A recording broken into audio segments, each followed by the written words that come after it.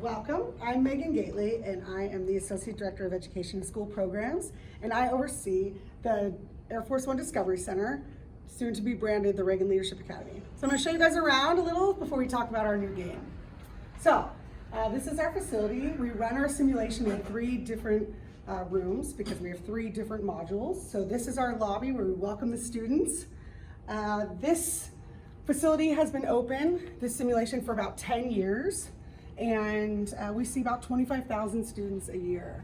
So this is actually a flight simulator that the students end their experience on. Very exciting.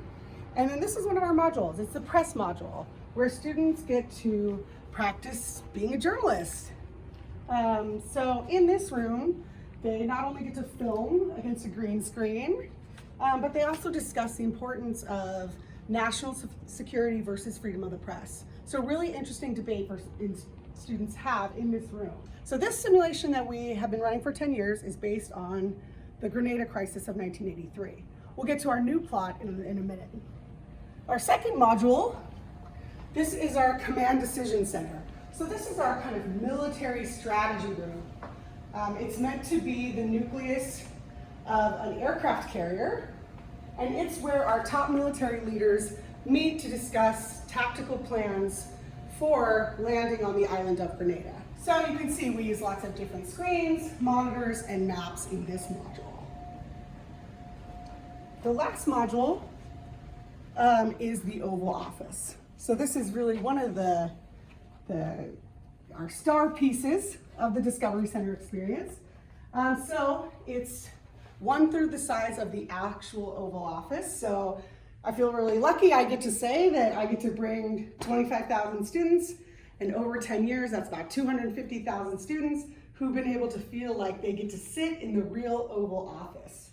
And as we talk about our new project, that was one of the components we knew we had to consider, was that when we designed the game, it had to happen in these 3 modules. So it's really exciting for us to use this highly produced environment to actually think about how do we make a really immersive, engaging game for students of all ages. So that kind of wraps up the tour, and now we're going to talk about more specifically about our on the brink of nuclear disaster simulation that we're developing right now. So KAL-007, the Korean airliner shot down in '83, was the basis of the new plotline. So we got our digital partner, which is Sonova, who helped us go from an analog version of the game all through paper and cards, and even then cued videos, to a completely web-based platform, which gave us more opportunity to go from a simulation on rails to almost a choose-your-own-adventure with several different outcomes at the end of the game. So it really changed the dynamic that we were able to have with students so that we could make them have more agency and more choice in the way that the simulation plays out. Very exciting for us. So our objectives and goals were to bring in difficult policy discussions, communication, leadership development, and digital and media literacy. So we set out our goals to really make a dynamic, immersive educational simulation that included those priorities. So we started the design process. As I started assessing immersive educational experiences, I searched the country, I visited a lot of different simulations, and I ended up going to the Edward M. Kennedy Institute for the US Senate.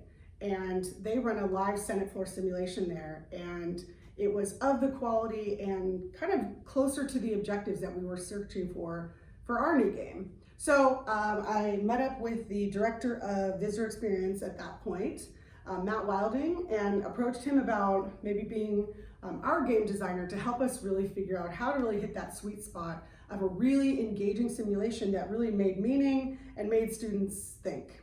So we came together, those are the 3 entities: Sonova, the Reagan Foundation, and then our game designer, Matt Wilding.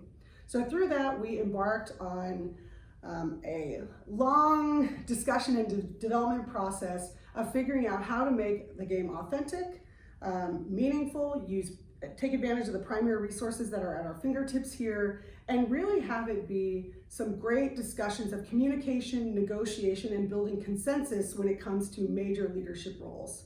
So we look at this as where you practice leadership. This is where students of all ages. Right now we currently serve 5th through 12th grade, that they get to learn how to be leaders here. Leadership is a difficult thing to just all of a sudden you become a leader. So we thought this is where students can practice to build those skills so that they can be more engaged in democracy and more participatory in civics. So once we started mapping out, we knew we had the 3 rooms, and we started mapping out what were the activities in the oval. So you actually bet your reputation. What were the activities in the press, where you actually, the goal is that students become better consumers of news. And what were the goals of the military room, which is basically getting flooded with intel and trying to figure out how you sift through different international events and what you elevate up the chain of command.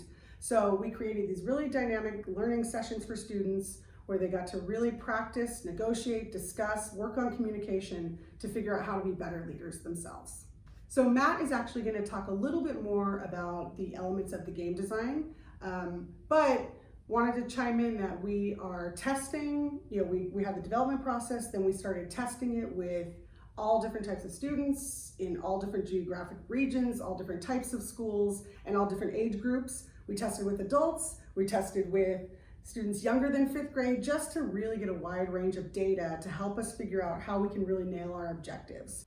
Hello, I'm Matt Wilding from Engagify Studio, and I am partnered with the Reagan Foundation and Megan Gately to develop the new simulation for the Reagan Foundation's Discovery Center.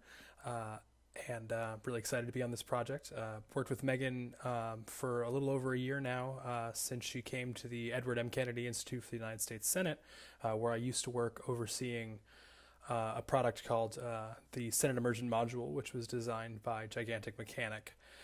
In working at the Edward M. Kennedy Institute for the United States Senate, I got the opportunity to really see an educational simulation, specifically a civics-oriented one, really engage with young people and help them understand and learn. And I also got the opportunity to see it and rework it throughout the course of 3.5 years, and really hear teachers and players tell me what it was good about it, but also where it could be improved. One of the areas that we heard over and over again where it could be improved is that there could be clearer outcomes in the experience and clearer consequences for decisions. And one of the areas where we heard overwhelmingly positive feedback was that the kids really liked the interactivity, the conversation the game created, and the ability to at least perceive themselves as having control over something. They also seem to really like understanding how difficult it was to make legislation. So the game was really great for that. Bringing that to the Reagan Foundation, I got the opportunity to look at their program, which is fabulous, but also lacks a bit of outcome, also lacks agency a little bit. And so for the new scenario, what we've really focused on is building mechanics that allow for agency and for consequences for actions. To do that, we really talked a lot about both with the Reagan Foundation and with teachers. We talked a lot about what they wanted the learning experience to look like for each component of their game, which is Oval Office, executive branch, the press, and some area of intelligence or military. And for all of them, there was a common theme of leadership, but also that with leadership come consequences and repercussions for your specific actions as they relate to your reputation. So we built a really exciting series of mechanics, I think, to help simulate the real life stresses of having to make a decision that really could impact the world. And if you do your job right, no one really notices. But if you do your job wrong, the things as serious as the world ending could happen. So it's been a really exciting experience, and I'd love to talk more about it. So we started testing, we've had great success, and the plan is that we're going to be offering this simulation fall of 2020. So would love to get you interested in testing, or if you'd like to learn more about it, we'd love to talk to you more. Thanks.